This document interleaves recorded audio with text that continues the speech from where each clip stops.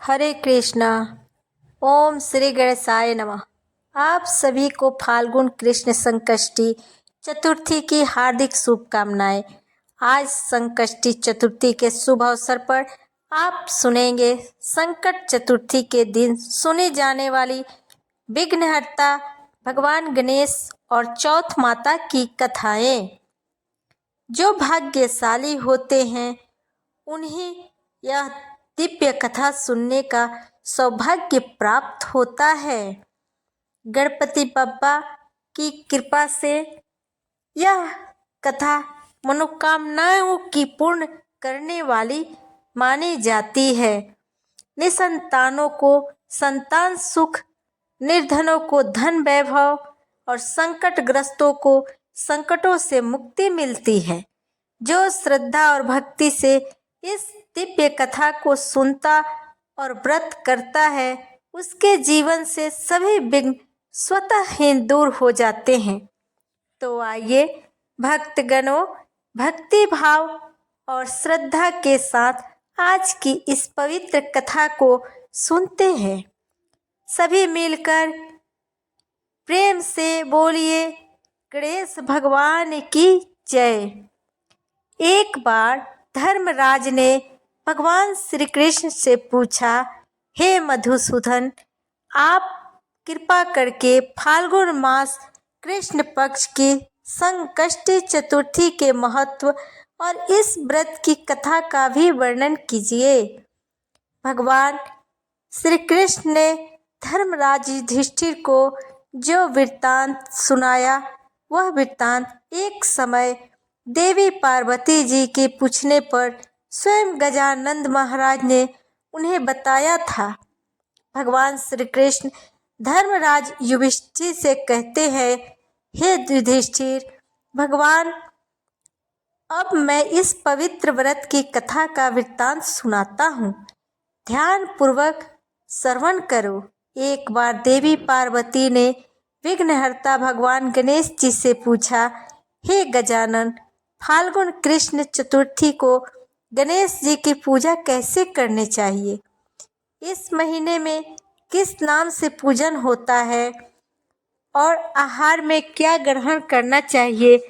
तब गणेश जी ने कहा, हे माता, फाल्गुन चतुर्थी को हेरम चतुर्थी के नाम से गणेश जी की पूजा करनी चाहिए। पूजा का विधान पहले बताई गई विधि के अनुसार ही करने चाहिए। इस दिन खीर में कनेर के फूल मिलाकर गुलाब बांस की लकड़ी से हवन करना चाहिए। विद्वानों का मानना है कि आहार में घी और चीनी लेना चाहिए। इससे संबंधित एक पूर्व काल का इतिहास सुनाता हूँ। युधिष्ठिर महाराज के इस प्रश्न के उत्तर में जैसा श्री कृष्ण जी ने कहा था उसे मैं सुनाता हूँ। भगवान श्री कृष्ण जी कहते हैं, प्राचीन काल में यूनास नामक एक राजा थे। वे धर्मात्मा, उदारदाता, देवताओं और ब्राह्मणों के पूजक थे। उस राजा के राज्य में विष्णु शर्मा नाम का एक तपस्वी ब्राह्मण भी रहते थे। वे वेद वेता थे और धर्मशास्त्रज्ञ थे। उनके 7 पुत्र हुए जो सभी धन धान्य से समृद्ध थे, परंतु पारस्परिक पारिवारिक कलह के कारण सब अलग अलग होकर रहने लगे। विष्णु शर्मा प्रत्येक पुत्र के घर में बारी बारी से एक एक दिन भोजन किया करते थे। बहुत दिन बीतने के बाद वे बूढ़े होकर कमजोर हो गए। वृद्ध होने के कारण उनकी सारी बहुएं अब उनका अनादर करने लगी। वे पहले की तरह उनकी देखभाल नहीं करती थी, ना ही उन्हें सम्मान देती थी। अब विष्णु शर्मा तिरस्कृत होकर रोते रहते थे। फिर एक समय की बात है, विष्णु शर्मा गणेश चतुर्थी का व्रत रहकर अपनी बड़ी पुत्र वधू के घर गए। उन ब्राह्मण ने कहा कि हे बहुरानी, आज गणेश जी का व्रत है, तुम पूजन की सामग्री जुटा दो। गणेश जी प्रसन्न होकर तुम्हें अन्न धन देंगे। अपने ससुर की बात सुनकर बहू कर्कश स्वर में बोली, हे पिताजी, मुझे घर के कामों से ही फुर्सत नहीं है, फिर उन झमेलों में पड़ने का मेरे पास समय नहीं है। हे ससुर जी, आप हमेशा ही कोई ना कोई नाटक रचते रहते हैं। आज गणेश जी का बहाना लेकर फिर आप पहुंच गए। मैं गणेश जी का व्रत नहीं जानती हूँ और नहीं मैं गणेश जी को जानती हूँ। आप यहाँ से जाइए। इस प्रकार बहू के डांट फटकार सुनकर वह दूसरी बहू के पास बारी बारी से गए, परंतु सभी ने वैसे ही बात कही। सभी जगहों से अपमानित होकर वह वृद्ध ब्राह्मण अब बड़े दुखी हुए। उसके बाद वह अपनी छोटी बहू के घर जाकर बैठ गए। छोटी बहू बहुत ही धनहीन थी। वह संकोच में पड़कर अपनी छोटी बहू से कहने लगे, अरे बहू रानी, अब मैं कहाँ जाऊं? 6 बहुओं ने तो मुझे फटकार कर हटा दिया। तुम्हारे यहाँ तो बहुत सामग्री एकत्रित करने का कोई साधन भी नहीं दिख रहा। मैं खुद बहुत वृद्ध हूँ। हे कल्याणी बहू, मैं बार बार सोचता हूँ कि इस व्रत में सिद्धि मिलेगी और सभी कष्टों का अंत होगा। अपने ससुर की बात सुनकर छोटी बहू रानी कहने लगी कि पिताजी, आप इतने दुखी क्यों हो रहे हैं? आप अपनी इच्छा के अनुसार व्रत कीजिए। मैं भी आपके साथ आज संकटनाशक व्रत करूंगी। इससे हमारे दुख दूर होंगे। ऐसा कहकर छोटी बहू घर के काम काज निपटा कर बाहर जाकर भिक्षा मांग कर लाई और अपने ससुर के लिए अलग अलग लड्डू उसने बनाई। चंदन, धूप, अक्षत, फल, दीप, नैवेद्य और तांबूल उसने सब अलग अलग करके ससुर के साथ गणेश जी का पूजन किया। पूजन के बाद उसने ससुर को सम्मान पूर्वक भोजन कराया। भोजन के अभाव में स्वयं कुछ भी ना खाकर वह निराहार रही। भगवान गणेश कहते हैं, हे देवी, अर्धरात्रि के बाद उसके ससुर विष्णु शर्मा को कै दस्त होने लगी, जिससे उसके दोनों पैरों पर छींटे पड़ गए। उसने ससुर के पैर धुलाकर शरीर पोंछा। अब वह दुख करने लगी कि मुझ अभागे के कारण आपकी ऐसे दशा हुई है। पिताजी, रात को अब मैं कहाँ जाऊँ? मुझे अब कोई भी उपाय बतलाइए। रात भर विलाप करते रहने के कारण अनजाने में उसका जागरण भी हो गया और फिर सुबह हुई। छोटी बहू ने सुबह उठकर क्या देखा कि उसके घर में तो हीरे मोती और मणियों का ढेर पड़ा हुआ है, जिससे उसका पूरा घर प्रकाशित हो रहा था। अब उसके ससुर के कै दस्त भी बंद हो चुके थे। आज में पढ़कर वह अपने ससुर से पूछने लगी, पिताजी, यह क्या बात है? यह संपत्ति किसकी है? अरे इतना मणि, मूंगा आदि हमारे घर में कहाँ से आ गए? पिताजी, क्या कोई हम लोगों को चोरी में फंसाने के उद्देश्य से तो घर में नहीं डाल गया है? बहू की बात सुनकर ब्राह्मण कहने लगे, हे कल्याणी, यह सब तुम्हारी श्रद्धा का फल है। तुम्हारी भक्ति से गणेश जी तुम पर प्रसन्न हुए हैं और इस व्रत के प्रभाव से ही गणेश जी ने तुम्हें इतनी सारी संपत्ति दी है। बहू कहने लगी, पिताजी, आप तो धन्य हैं। आपकी कृपा से ही गणेश जी प्रसन्न हुए हैं। मेरी दरिद्रता दूर हुई, घर में अतुल संपत्ति आई और आपकी कृपा से मैं भी धन्य हो गई। इस प्रकार ससुर से वह बहू बार बार कहने लगी। अब तो छोटी बहू के घर में अपार संपत्ति देखकर बाकी सभी बहुओं के क्रोध की सीमा नहीं रही। उन्होंने कहा कि बूढ़े, अपने संपूर्ण संचित धन को तुमने छोटी बहू को दे डाला है। आपस में परिवारजनों में कलह को देखकर विष्णु शर्मा डर कर कहने लगे कि इसमें तो मेरा कोई दोष नहीं है, केवल इस व्रत के पुण्य प्रभाव से ही श्री गणेश जी ने प्रसन्न होकर छोटी बहू को यह सब कुछ दिया है। गणेश भगवान ने कुबेर जैसी संपत्ति छोटी बहू को प्रदान की है। हे बहुओं, मैंने तुम्हें पहले ही घर जाकर व्रत के अनुष्ठान का अनुरोध किया था, परंतु तुम सभी ने मुझे धुतकार दिया और छोटी बहू ने भिक्षा मांगकर पूजन सामग्री जुटाई।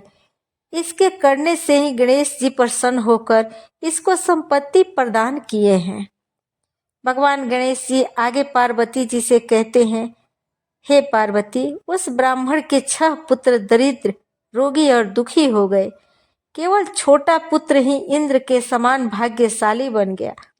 अब तो 6 पुत्र आपस में होड़ करते हुए फाल्गुन कृष्ण चतुर्थी का व्रत करने लगे और इस व्रत के पुण्य प्रताप से वे सभी धीरे धीरे धनवान बनते गए। इस प्रकार दूसरे लोग भी इस व्रत को करेंगे, उनके घर भी धन धान्य से भरा पूरा रहेगा। भगवान श्री कृष्ण धर्मराज युधिष्ठिर से कहते हैं, हे पुरुषोत्तम युधिष्ठिर, गणेश चतुर्थी व्रत का प्रभाव राज्य की कामना करने वाले को राज्य की प्राप्ति होती है। इसलिए हे राजन, अब आप भी इस व्रत को शीघ्र ही कीजिए। फलस्वरूप आप सभी कष्टों से छूटकर राज्य का सुख उपयोग करेंगे। तब श्री कृष्ण जी के मुख से इस पवित्र कथा को सुनकर युधिष्ठिर महाराज बहुत प्रसन्न हुए और व्रत करके गणेश जी की कृपा से वे अखंड राज्य के अधिकारी हुए। फाल्गुन कृष्ण पक्ष संकष्टी चतुर्थी व्रत कथा समाप्त।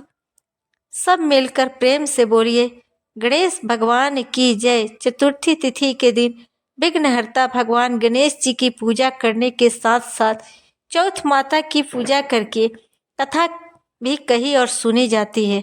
अब सुनिए 12 महीने सुनी जाने वाली चौथ माता की कहानी। एक बार एक नगर में एक बूढ़ी माँ रहती थी। वह अपने बेटे को हर संकट से बचाने के लिए 12 महीने की चौथ का व्रत करती थी। हर चौथ को पंसारी से थोड़ा सा गुड़ और घी लेकर 4 लड्डू बनाती, एक बेटे को देती, एक से पूजा करती, एक हाथ के लिए निकालती और एक चंद्रमा उगने पर खुद खा लेती थी। एक बार उसका ताई ने मिलने गई। उस दिन चौथ का दिन था। ताई ने भी व्रत रखा था। उसने ताई से पूछा कि माँ तो 12 चौथ करती है।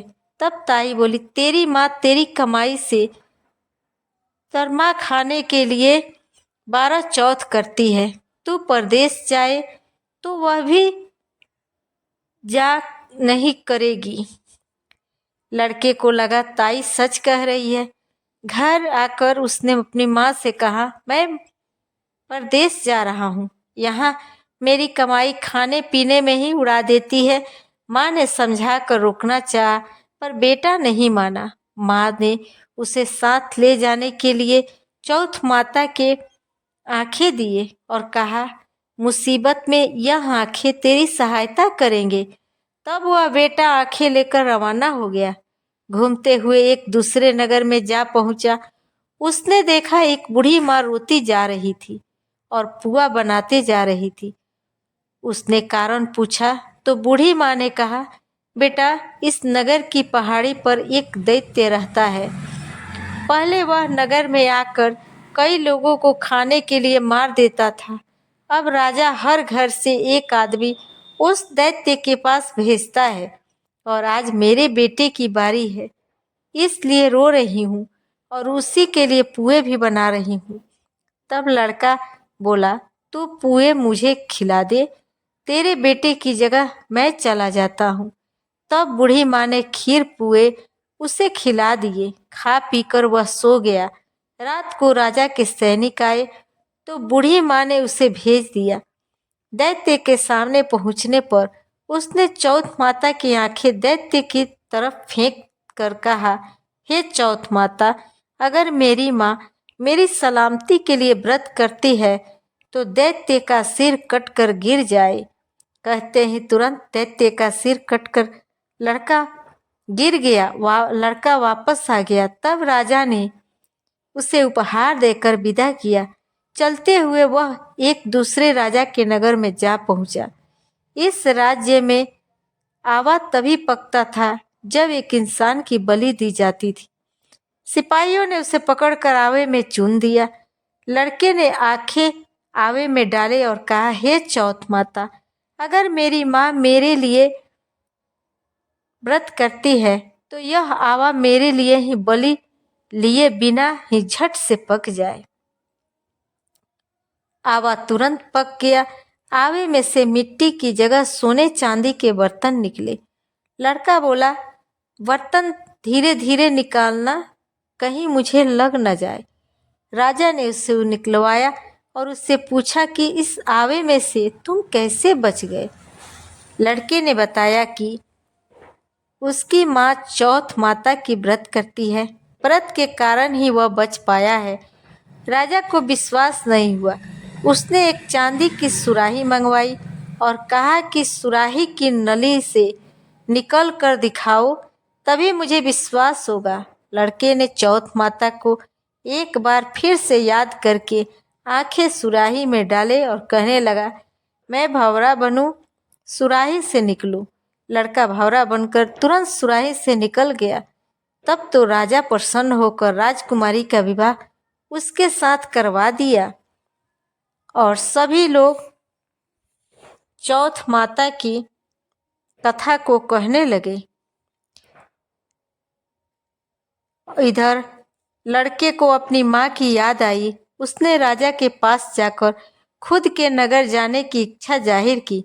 राजा ने घोड़े, हाथी और खूब सारा दान दहेज देकर उन्हें विदा कर दिया। चौथ के दिन वह लड़का अपने नगर पहुंचा। वह अकेला पंसारी के यहाँ माँ का इंतजार करने लगा। सोचा, चौथ है तो माँ यहाँ जरूर आएगी। थोड़ी ही देर बाद लकड़ी टकती हुई उसकी माँ उसे आते हुए दिखाई दी। बेटा माँ के चरणों में गिर पड़ा। कहने लगा, माँ, मैं तेरा बेटा हूँ, मुझे माफ कर दो। माँ ने उसे उठाकर गले लगा लिया। अब तो लोग चौथ माता की जय जयकार करने लगे। अब सभी लोग चौथ माता का व्रत करने लगे। हे चौथ माता, जैसे बूढ़ी माँ और उसके बेटे की सहायता आपने की, वैसे ही हम सबकी भी करना। कहानी कहने और सुनने वाले पर भी कृपा करना। प्रेम से बोलो, चौथ माता की जय। जय गणेश, जय गणेश, जय गणेश, जय गणेश देवा। माता जय के पार्वती पिता महादेव। एक दंत दयावंत चार भुजाधारी, माथे सिंदूर सोहे मूस के सवारी। जय गणेश, जय गणेश, जय गणेश देवा। माता जी के पार्वती पिता महादेव। पान चढ़े, फूल चढ़े और चढ़े मेवा, लड्डुअन के भोग लगे, संत करे सेवा। जय गणेश, जय गणेश, जय गणेश देवा। माता जी के पार्वती पिता महादेव। सूर श्याम शरण आए, सफल कीजे सेवा। जय गणेश, जय गणेश, जय गणेश देवा। माता जी के पार्वती पिता महादेव।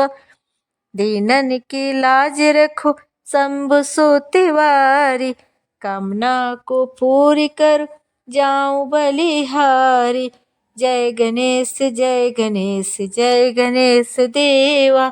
माता जी के पार्वती पिता महादेव। अंधे को आँख देते, कोढ़िन को काया, पाझन को पुत्र देते, निर्धन को माया। जय गणेश, जय गणेश, जय गणेश देवा। माता जी के पार्वती पिता महादेवा। जय गणेश जी।